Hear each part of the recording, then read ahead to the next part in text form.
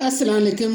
आज हम बनाएंगे फिलो पेस्ट्री रोल लेफ्ट ओवर चीज़ों से। हमें चाहिए एक जार मिन्स मीट का। मैं जो जार मिन्स मीट का यूज़ कर रही हूँ वो सूटेबल फॉर वेजिटेरियन के लिए है। 1 कप बारीक कटे हुए अखरोट,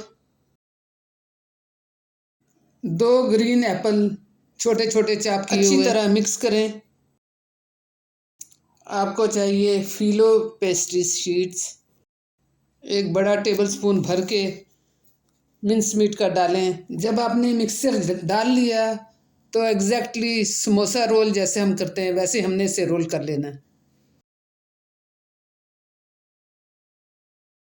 जब आप सब समोसा रोल बना चुके हैं तो इसे मेल्टेड बटर के साथ करने के बाद 170 सेल्सियस पे हमने 15-20 मिनट के लिए इसे ओवन में पकाना है। रोल हमारे तैयार हैं।